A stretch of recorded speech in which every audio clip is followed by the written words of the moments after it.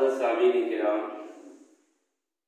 بزرگان دین، نوجوانان اسلام، چمن رسالت کے پروانوں، عزت مآب خواتین ملت، اللہ رب العالمین کا بے شکر احسان کہ اس نے ہمیں اشرف المخلوقات میں سے بنایا۔ وہی اللہ ہے جو واحد ہے، یکتا ہے، بے مثل لا شریک ہے، اسی کے قبض قدرت میں موت اور حیات ہے۔ ہر قسم کی حمد و ثنا کے بعد آخری نبی جناب محمد مصطفیٰ صلی اللہ علیہ وسلم پر لکھوں کا رنگین درود و سلام نازل ہو صلی اللہ علیہ وسلم۔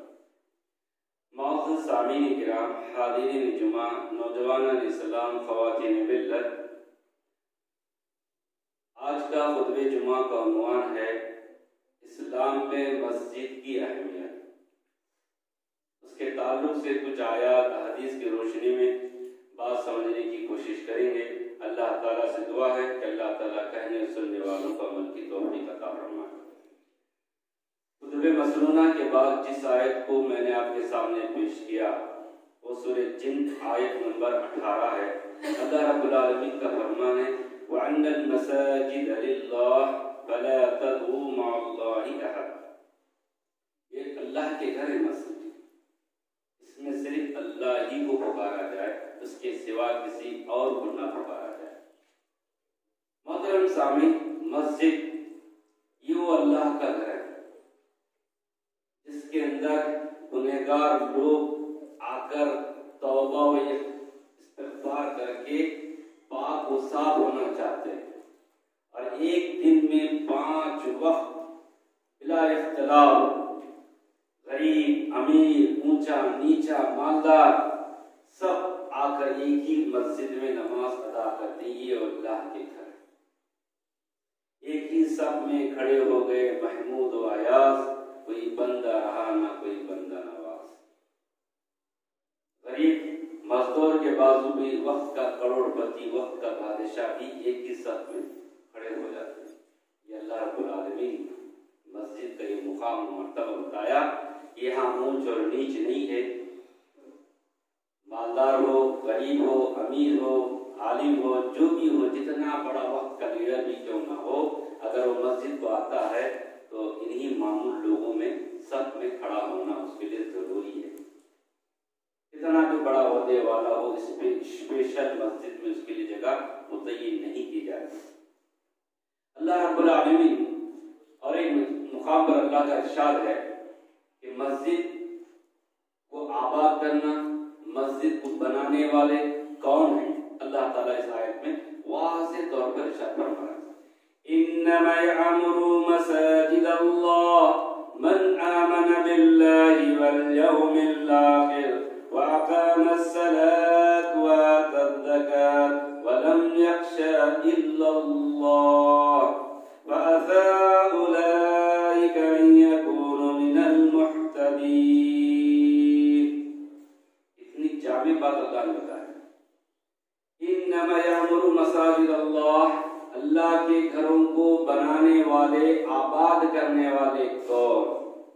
ہر شخص دعویٰ کرتا ہے کہ بھائی مسجد بناؤں گا، یہ کروں گا۔ اللہ کا فرمان ہے من آمن باللہ والیوم الآخر، جو لوگ ایمان والے ہیں اللہ پر، یوم آخرت پر، اور نماز کو قائم کرنے والے، زکوٰۃ دینے والے، لم یخشا الا اللہ، اللہ کے سوا کسی کو ڈر نہیں کرتے، ایسے لوگ مسجد کو بناتے بھی ہیں، آباد کرتے ہیں۔ مسجد تو بنا دی شب بھر میں ایمان کی حرارت والوں نے، مسجد تو بنا دی شب بھر میں ایمان کی حرارت والوں نے، من اپنا پرانا پاپی ہے، برسوں میں نمازی بن نہ سکا۔ ایسے کتنے مساجد تعمیر ہو رہے ہیں، کمپٹیشن ہو رہا ہے مساجد کے رنگ و روشن کے لیے، آراستہ و پیراستہ کرنے کے لیے، مزین کرنے کے لیے، جھومر لگانے کے لیے، سنگ مرمر، گرینیٹ، نہ جانے کیا کیا، وہ مسجد میں نہیں، ویسی چیز ہمارے مسجد میں آنا۔ کون سی مسجد میں نہیں؟ کوئی آیا مصلی تو مسجد کی تعریف کرنا، نماز کے لیے نہیں آنا، مسجد کو دیکھ کے خوش ہونے کے لیے آنا، محترم سامعین، تعمیر اور آباد دونوں لازم اور مطلوب ہیں. صرف بنا دیے چھوڑ دیے یہ بھی نہیں ہے. صرف آ رہے ہیں، نماز پڑھ رہے ہیں، سلام پھیر دیا فوراً چلے گئے. مسجد کی ضروریات کیا، مسجد کے اخراجات کیا، مسجد کیسے چل رہی، مسجد کو کیا چیز کی ضرورت ہے، اس کی طرف کوئی توجہ نہیں دے رہا. تو مسجد کیا ہے تو سب سے پہلے سمجھنے کی ضرورت ہے. اس دور میں اگر ہم نے مساجد سے اپنا رشتہ مضبوط کر لیا، سمجھو کہ تمہاری دنیا بھی بن گئی، آخرت بھی بن گئی. ہماری مساجد سے دوری، ہماری مساجد سے بے توجہی، نہ ہم دنیا کے رہے نہ آخرت کے. کیا ہو رہا دنیا میں معلوم نہیں ہو رہا، آخرت کیسے بنانا ہم کو معلوم نہیں، دنیا کی زندگی کیسے بنانا ہم کو معلوم نہیں. صبح ہو رہی ہے، شام ہو رہی ہے، یوں ہی عمر تمام ہو رہی ہے. کبھی دل میں یاد آیا مسجد کو آیا، کبھی دل میں یاد نہیں آیا. مقولہ مشہور ہے گھوڑلی کا، مسجد میں چار لوگ جب زیادہ ہوتے ہیں ایک دوسرے کو پوچھ لیتا، یار یہ تم مری کیا کی ہے باہر کے گھر میں مسئلہ، یعنی کوئی پریشانی آئی ہے گھر میں تو مسجد کو آنے کا. کسی کا انتقال ہوا مسجد کو آنے کا، ضرورت ہے تو مسجد کو آئے. ایسا نہیں چلتا. تو محترم سامعین، مسجد اس آیت میں اللہ نے مسجد کا تعلق، مسجد کی نسبت اللہ سے لگایا. یہ گھر اللہ کے گھر ہیں. اللہ کسی کا اچھا گھر ہے تو فلاں کا گھر، فلاں کے گھر سے نسبت کی جائے. یہ اللہ کا گھر ہے، سب کے لیے. فلاں کے لیے نہیں، فلاں کے لیے نہیں، فلاں بنایا نہیں نہیں نہیں. جس نے 1 روپیہ لگایا وہ بھی اس کا گھر ہے، جس نے 1 روپیہ نہیں لگایا مسلمان ہے، اس کا بھی اللہ کا گھر ہے. اس کے لیے بھی انٹری ہے. کوئی نہیں کہہ سکتا کہ تم مت آؤ، تم آؤ.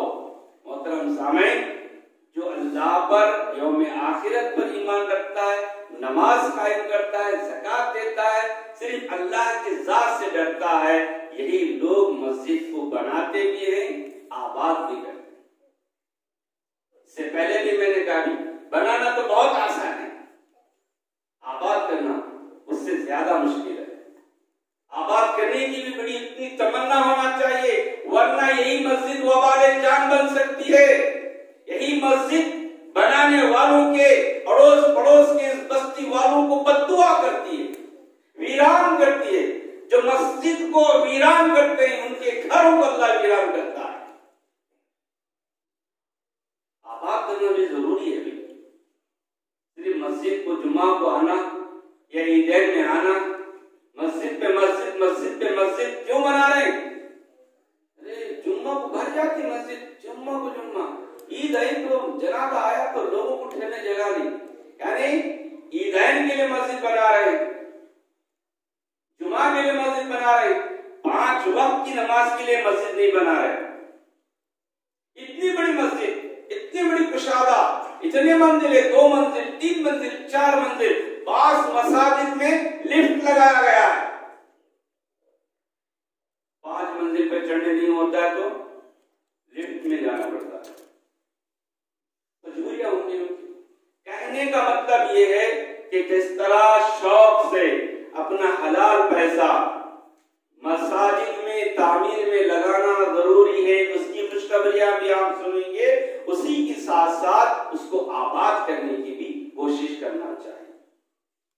محترم سامعین، اللہ کے نبی صلی اللہ علیہ وسلم کی کتنی جامع حدیث سنی.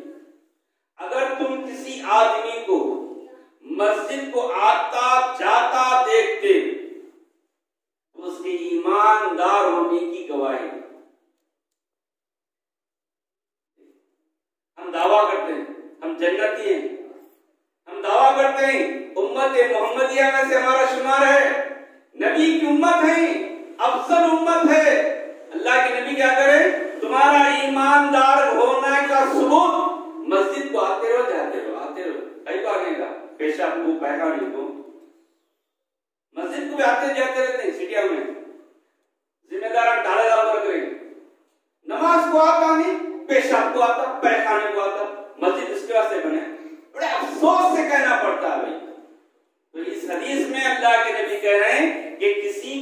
ایماندار ہونے کا ثبوت کہ مسجد کو آنا اور جانا دیکھو تو سمجھو کہ وہ ایمان والا ہے، یعنی اس کے دل میں مسجد سے محبت ہے۔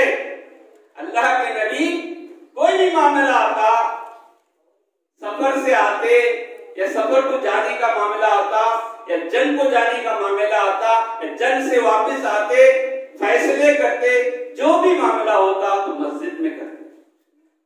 تو محترم سامعین، اسی طرح اللہ تعالیٰ قرآن مجید میں ارشاد فرماتا ہے وَمَنْ أَظْلَمُ مِمَّنْ مَنَعَ مَسَاجِدَ اللَّهِ أَن يُذْكَرَ فِيهَا اسْمُهُ وَسَعَىٰ فِي خَرَابِهَا۔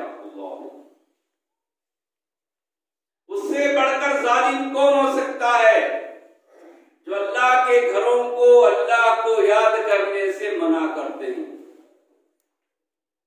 اس سے بڑا ظالم کون ہے؟ آج مسلمانوں کو مسلمان ہی مساجد سے آنے سے روکتے ہیں، بڑے بڑے بورڈ لگاتے ہیں، یہ ہماری مسجد، یہ تمہاری مسجد، یہ تمہاری نہیں، یہ ہماری نہیں۔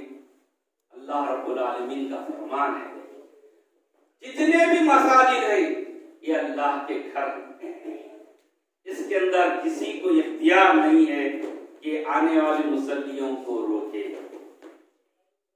وہ اپنے کس طریقے سے بھی نماز ادا کرتا ہے، کر لینے کی چھوٹ دینا چاہیے۔ ہم کون ہو سکتے روکنے والے؟ رہنمائی کر سکتے ہیں، اسلامی طریقہ بتا سکتے ہیں، رشد و ہدایت دینا اللہ کے ہاتھ ہے، مگر لوگوں کو مساجد سے روکنا بہت بڑا ظلم ہے۔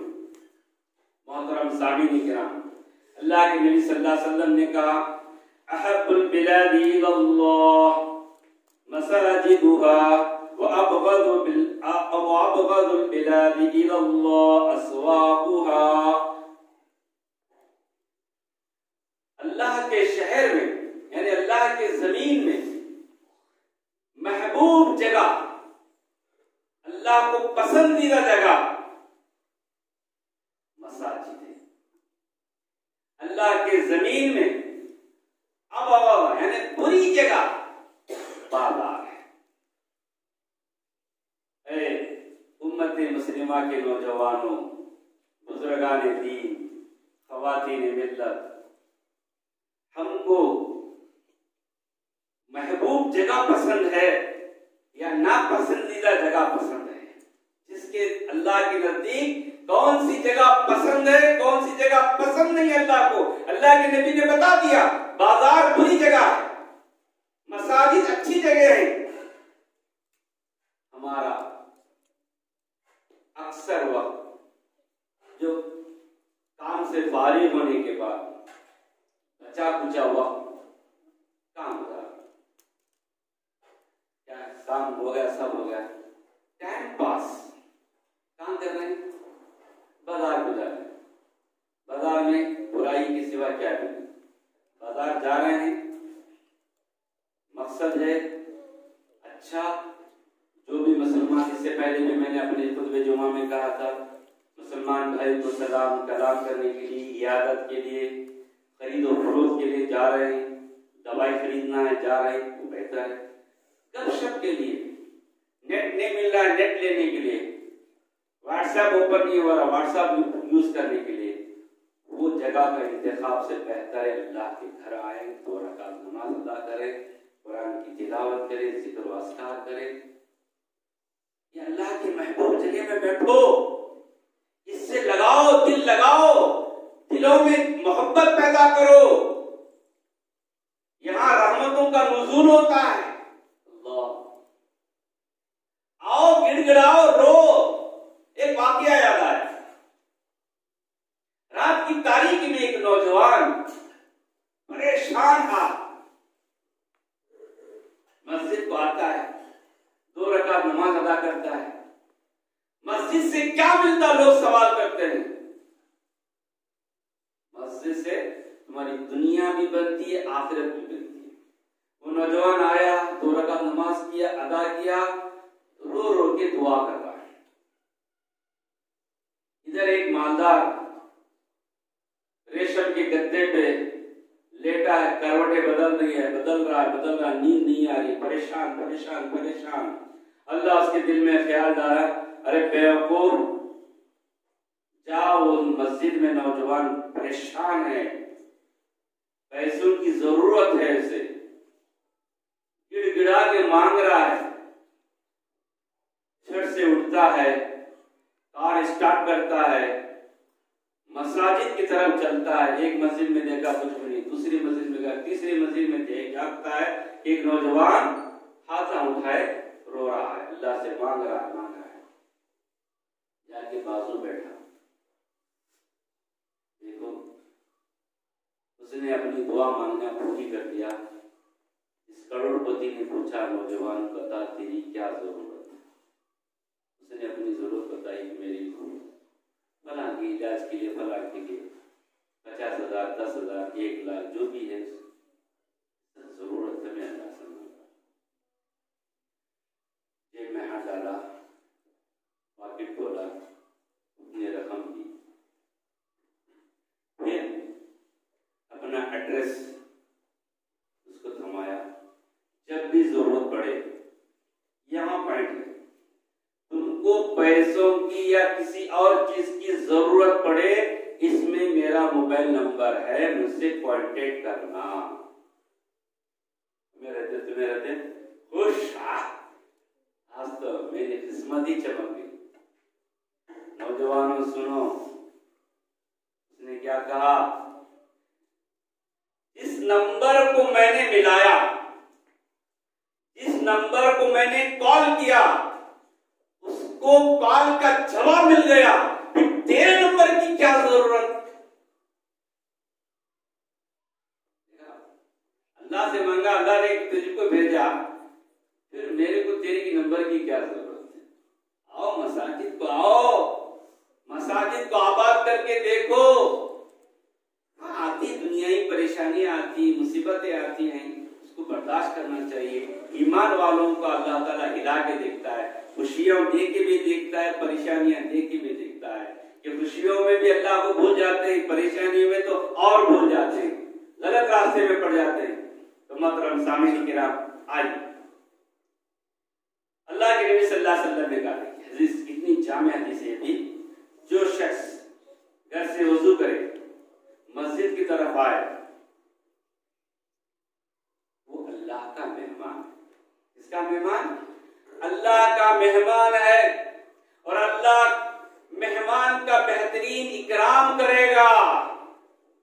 دنیا میں ہم کسی مالدار کے مہمان بن جائیں, کالر پہ ہاتھ رکھتے میں فلاں کا مہمان ہوں, اس کی مہمان نوازی میں کوئی کسر نہیں چھوڑتا دنیا کے اندر. تو جو اللہ کا مہمان بن جائے, اللہ اکبر, اس کی مہمان نوازی کیسی ہوگی. تو آپ اللہ کے مہمان بننا چاہتے ہو تو اللہ کے نبی کا فرمان ہے کہ مسجد کو آؤ. تو مسجد کو آنا گویا کہ اللہ کی مہمان نوازی میں جانا.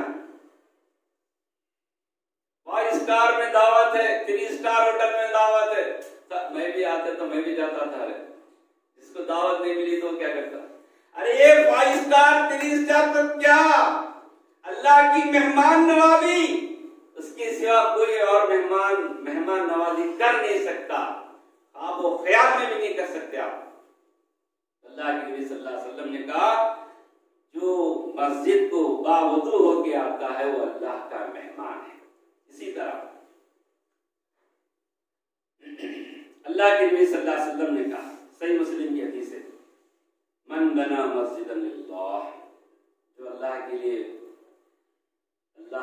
گھر بناتا ہے, اللہ اس کے لیے اس جیسا ہی مثلو جنت میں گھر بناتا ہے. اگر کوئی 1 اینٹ دیتا ہے, 100 روپیہ دیتا ہے, 1000 روپیہ دیتا ہے, اپنی استطاعت, کوئی جگہ خرید کر دیتا ہے, ایسے کتنے لوگ ہیں صاحب خیر کہ 10 ایکڑ 5 ایکڑ زمین مساجد کے لیے للہ فی اللہ وقف کر دی ہے.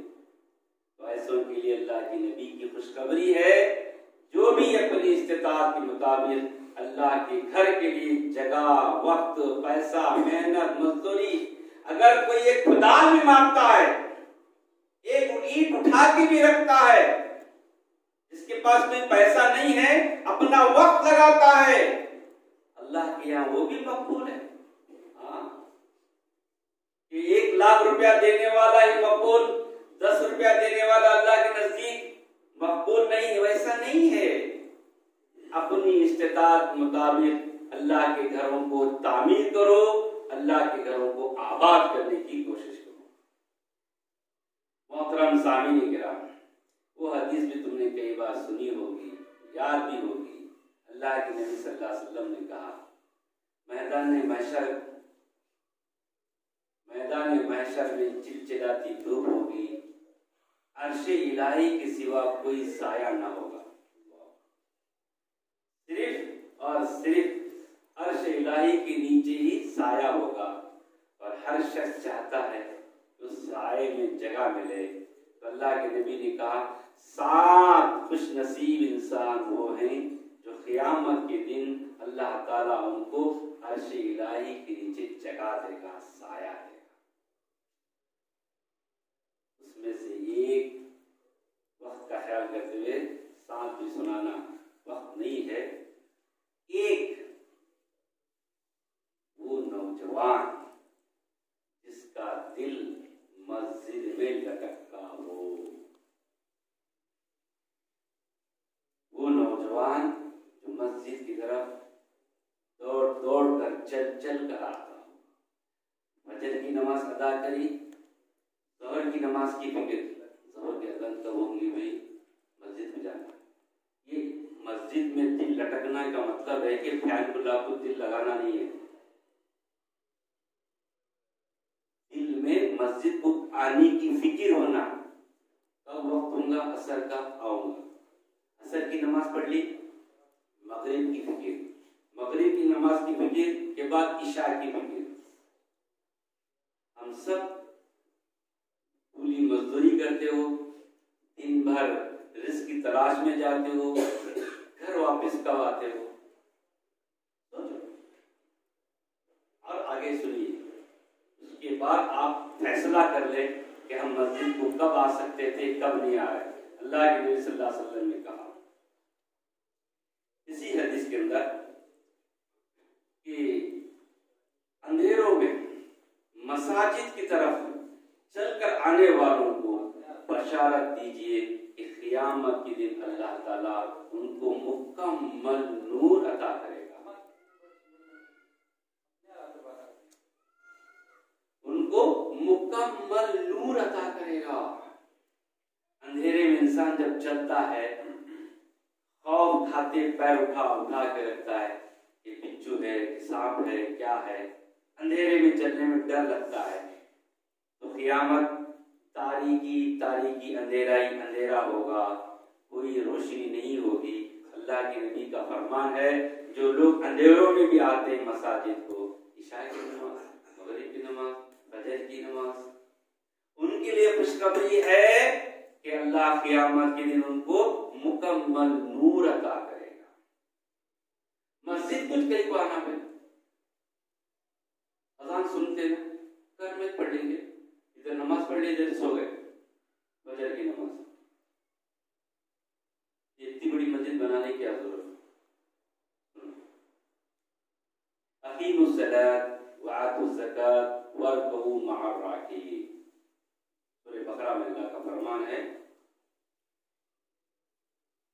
جماعت کے ساتھ نماز ادا کرنا یہ فرض اولین ہے۔ فضیلتیں، برکتیں جماعت کے ساتھ بہت لمبی بات ہے، تفصیلی گفتگو ہے، مگر بغیر شرعی عذر کے جماعت چھوڑنا بہت برا گناہ ہے۔ اللہ کے نبی کو پسند نہیں، اللہ کو بھی پسند نہیں۔ ایسے گھروں کو آگ لگانے کا اللہ کے نبی نے کہا، آگ لگا دوں گا جو جماعت کو چھوڑ کر گھر میں نماز ادا کرتے ہیں۔ نابینا صاحب ابن ام مکتوم کا واقعہ بھی تم نے سنا ہوگا، جو مسجد سے آنے کی رخصت طلب کرتے تھے، اللہ کے نبی نے ان کو رخصت نہیں دی۔ آئیے عبداللہ بن مسعود فرماتے ہیں کی اذان جہاں سے ہوتی ہے، کہاں سے ہوتی ہے؟ مسجد سے ہوتی ہے، وہیں آ کر نماز ادا کرو تو تم اللہ کے قیامت کے دن اللہ کے دربار میں مسلمان ہو کر ملاقات کرو گے۔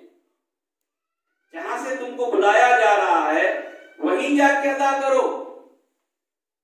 تمہارے کو یہاں بلا رہے ہیں اور تم گھر میں پڑھ رہے ہیں، لمبی حدیث ہے۔ تو معلوم یہ ہوا کہ اللہ کے نبی صلی اللہ علیہ وسلم نے مسجد کو نماز کے لیے ضروری قرار دیا۔ کیا صرف مسجد سے نماز ہی پڑھنا ہے؟ آئیے مسجد سے کیا کیا کام کر سکتے ہیں مختصر میں بتاؤں۔ مسجد با جماعت نماز ادا کرنے کے لیے اولین فرض ہے، جماعت سے ہی نماز ادا ہوگی سب کے لیے، امیر غریب چھوٹے بڑے مرد خواتین سب کے لیے۔ مسجد تعلیم و تربیت اصلاح کا مرکز ہے۔ مسجد میں نوجوانوں کے لیے، بچوں کے لیے، بڑوں کے لیے، تربیت کے لیے، تعلیم کے لیے یہ مرکز ہے۔ مسجد کو آ رہے نہیں، ہم کو وہ تعلیم مل رہی نہیں۔ نوجوانوں سن لو، مسجد میں دروس ہوتے ہیں، جمعہ کا خطبہ ہوتا ہے، آپ بڑے بڑے علماء کے ذریعے بیانات سنتے ہیں، تربیت کی جاتی ہے، ذہن سازی کی جاتی ہے، دنیا کیسے بنانا، آخرت کیسے سنوارنا، آپ کو سبق پڑھایا جاتا ہے۔ دینے والے کوئی نہیں۔ جو غیر مذہب ہیں، جن کا مذہب باطل ہے، ان الدین عند اللہ الاسلام، اللہ کے نزدیک تمام مذاہب میں سے سب سے بہتر مذہب اسلام ہے۔ اس کے ماننے والوں کی زندگی گھٹیا ہے اور باطل ماننے والوں کی زندگی مثالی طور پر پیش کی جا رہی ہے۔ اس سے پہلے بھی میں نے کہا گزشتہ جمعہ میں، آج بھی آپ کو سنا رہا ہوں، 50 دن سے زیادہ ہمارے کسان بھائی اسٹرائک کر رہے ہیں، احتجاج کر رہے ہیں، بھوک ہڑتال کر رہے ہیں اور ان کی خدمات نہیں کیا، سیوا نہیں کی ان کی۔ کیسی کیسی خدمات کون کون کر رہا ہے، کس کی کر رہا ہے؟ چھوٹے بڑے انجینئر، ہائر آفیسرز، ڈاکٹرز، مالدار۔ آج مالداروں کی کیا سیوا ہے مسجد کے لیے؟ نوجوانوں کا کیا سیوا ہے مسجد کے لیے، خوف کے لیے، دوسروں کے لیے؟ آپ مثال پیش کر سکتے ہیں؟ ان سے پوچھو، ان سے یہ تعلیم کہاں سے ملی؟ گردوارے سے ملی، میں نہیں بول رہا ہوں۔ چھوٹے چھوٹے بچوں سے انٹرویو لینے والے نے پوچھا، یہ ٹریننگ آپ کو کس نے بنایا؟ آپ کو ٹرین تلوار چلانا، بندوق چلانا، گھوڑ سواری، روٹی پکانا، کھلانا، بوٹ کی پالش، ایرے غیرے نتو خیرے نہیں کر رہے ہیں۔ بڑے بڑے ہائر آفیسرز بیٹھ کر بوٹ کی پالش کر رہا ہے۔ یہ ہم کو سیوا گردوارے سے ملی۔ ہمارے پاس دو چیزوں کی خدمت کو بہت اعلیٰ و عرفہ سمجھا جاتا ہے، کھانے کے برتن کو دھونا اور چپلوں کی بوٹوں کی پالش کرنا۔ اگر کسی نوجوان کو مسجد چھاڑنے کے لیے، مسجد کی صفائی کے لیے کہا جائے، اپنے استاد کے، اپنے ماں باپ کی جوتیاں سیدھی کرنے کے لیے کہا جائے، کیا گوارا کرے گا وہ؟ کیا نہیں مان، میں ان کی چپل سیدھا کروں، میں اتنا گھٹیا؟ سیوا کرنا سیکھو۔ تعلیم کہاں ملتی ہے؟ مسجد کو آنا چھوڑ دیے، دنیا میں برباد، آخرت میں برباد۔ مسجد سے محبت پیدا کرو، علماء کی قربت حاصل کرو، دروس کو بغور سنو اور پریکٹیکل طور پر کرو۔ باطل قوت ان کے نوجوان کو دیکھا ہوگا جو کالے کپڑے پہنتے ہیں، کیسے ان کے اپنے معبودان باطلہ کے اپنے عبادت خانوں کو کیسے صاف کرتے، ٹھنڈی ٹھنڈی ہواؤں میں صبح صبح برہنہ ہو کر اپنے اپنے جو کپڑے میں اپنے معبودان باطلہ کی عبادت خانوں کو دھوتے ہیں۔ اور ہمارے مساجد کے نوجوانوں کو، مسلمانوں کو سوتے ہوئے کون جانا، پگار دے کو رکھے نہیں، کہاں ہے اتنا کچرا پڑا موزن وہ لے دوسرے کو لانا، کہاں ہے زور میں نہیں ہے نا موزن، کہاں ہے امام صاحب، ہماری ذمہ دار امام اور موزن کی دو کی پیچھے پڑی۔ آئیے اور کیا کام کر سکتے مسجد سے؟ یہ مسجد پارلیمنٹ ہاؤس ہے، بڑے دکھ سے کہہ رہا، ریکارڈ ہو یہ بات، پوری دنیا میں پھیلتی بات، یہاں سے جو کہہ رہا ہوں میں، آپ بھی 4 لوگ نہیں سن رہے ہیں، ریکارڈ ہو رہی بات، یہ مساجد پارلیمنٹ ہاؤس ہے، اس سے اپنے انفرادی، اجتماعی، سیاسی جو بھی مسائل حل کر سکتے ہو مساجد سے۔ کہاں جا رہے ہیں ہمیں؟ اپنے گھر کے مسئلے، پڑوسی کے مسئلے، جھوٹوں کے پاس جا رہے ہیں، ان کا بھی پیسہ کا برباد، ان کا بھی کیوں دیا کمپلین، کیوں جا رہے تھے، بابا جاتا بیٹا، شرم آنا چاہیے ہم لوگوں کو۔ ایسے پارلیمنٹ ہاؤسوں کو چھوڑ کر، ایسے پارلیمنٹ ہاؤس کو ویران کر کے غیروں کے پارلیمنٹ میں جا کے اپنے مسائل حل کرتے ہو، جن کو نہ کھانے کے آداب معلوم، نہ پیشاب کے آداب معلوم، جن کو زندگی گزارنے کے اصول معلوم نہیں، وہ آپ کو کیا صحیح رہنمائی کریں گے؟ آپ کے طلاق کے مسئلے، آپ کی نکاح کے مسئلے وہ حل کر سکتے ہیں؟ جھوٹی باتیں کر کے اپنے مسائل حل کر لے کے فخر کرتے ہیں۔ تو محترم سامعین کرام، اللہ کے نبی صلی اللہ علیہ وسلم کے زمانے میں، صحابہ کے زمانے میں، تابعین کے زمانے میں، تبع تابعین کے زمانے کی تاریخ اٹھا کر پڑھیے آپ، سارے مسائل۔ اللہ کے نبی کے زمانے میں بیت المال یہاں سے تقسیم ہوتا تھا، جنگ کو بھیجنا ہو تو یہاں مسجد میں بیٹھ کر کس کو کہاں کیا کیا ذمہ داری دی جا سکتی ہے، مسجد میں بیٹھ کر جنگ کی فتح ہونے کے بعد مسجد میں آ کر مال غنیمت تقسیم کی جاتی ہے۔ آج ہم نے 2 رکعت کی نماز سمجھی مسجد کو، وہ 2 رکعت ادا کرنے کے لیے بھی نہیں آتی، تو ہم نے مسجد کو مسجد نہیں سمجھا۔ محترم سامعین، اسی طرح بات طویل ہونے جا رہی ہے، مسجد کی صفائی کی اتنی بڑی اہمیت ہے، اللہ اکبر۔ ذمہ داروں کو، نوجوانوں کو، خواتین کو مسجد کی صفائی کی فکر ہونا چاہیے۔ اللہ کے نبی صلی اللہ علیہ وسلم کے زمانے میں ایک خاتون مسجد کی صفائی کرتی تھی، جھاڑو لگاتی تھی، 2-3 دن سے اللہ کے نبی نے اس خاتون کو نہیں دیکھا، پوچھا کہاں وہ عورت دکھ رہی ہے نا، اللہ کے نبی اس کا انتقال ہو گیا، انتقال ہو گیا، دفنا بھی دیے، تو مجھے بولے نہیں نا بھائی، معمولی عورت تھی، کیا بولنا، کہاں ہے اس کی خبر کہاں ہے؟ اس حدیث کی روشنی میں محدثین نے مسجد کی صفائی کی اہمیت کو اجاگر کیا ہے۔ اللہ کے نبی صلی اللہ علیہ وسلم صحابہ کے ساتھ اس کے خبر پر گئے، اس کی نماز جنازہ ادا کی، اس کے حق میں مغفرت کی دعا کی۔ آج ہم مسجد کی صفائی کو گھٹیا سا کام سمجھتے ہو، مؤذن کا کام سمجھتے ہو، امام کا کام سمجھتے ہو۔ ایک دن کا اٹھانا بھی ثواب، اگر مسجد کے دیوار پر کسی کا تھوک ہے اس کو صفائی کرنا بھی ثواب۔ تو محترم سامعین، اور اللہ کے نبی نے کہا مسجد کو آتے وقت بدبودار چیز کھا کے مت آؤ، لہسن، کچا لہسن، کچی پیاز، بدبودار چیز، جس چیز سے انسانوں کو تکلیف پہنچتی ہے اس چیز سے فرشتوں کو بھی تکلیف ہوتی ہے۔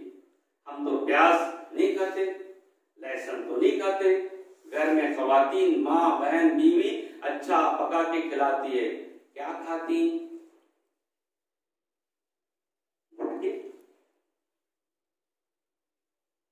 آپ اٹھے رہو مسجد میں، سوچو یہ اللہ کے گھر ہیں جی، آپ کے منہ سے گٹکوں کی بدبو آئے تو اللہ کو بھی تکلیف، فرشتوں کو تکلیف، بازو اٹھانے والے مصلی کو بھی تکلیف۔ اسی طرح اللہ کے نبی صلی اللہ علیہ وسلم نے کہا مسجد کو آتے وقت صاف ستھرے کپڑے، اچھے کپڑے، مطلب 1000-2000 کے سوٹ بوٹ نہیں، جسم ڈھکنا۔ اللہ نے کہا یا بنی آدم خذوا زینتکم خذوا زینتکم عند کل مسجد، جب تم مسجد کو آنے لگو خوب سنور کر آؤ۔ جو بھی اللہ کپڑے دیا ہے، جمعہ کا ایک کپڑا بناؤ، جمعہ کا ایک لباس بناؤ۔ جمعہ کی نماز کو آئیں گے تو آپ جبہ لنگی ٹوپی ڈال کر آئیں گے، دیکھنے والا ہے غیر مسلم، یہ وقت تو شکروار ہمارا شکروار وقت آدتوار وقت شنیوار وقت شنی لگتے چھٹی ہمارے مسجد بارے سے معلوم نہیں ہو رہا، کہاں جا رہی میں معلوم نہیں ہو رہا، کہاں چھپری میں معلوم نہیں ہو رہا، جب چھٹیں گے تو کیا دکھ رہا اس کو بھی معلوم نہیں ہو رہا، میری پیٹ پھول رہی کی کیا پھول رہا۔ سوچو، پیسہ دے کے کپڑا خریدتے ہو اور برہنہ ہوتے ہو اللہ کے دربار میں۔ محترم سامعین، اسی طرح جب مسجد میں داخل ہوں گے، داخل ہونے کی دعا پڑھو، جب نکل رہے ہیں تو نکلنے کی دعا پڑھو۔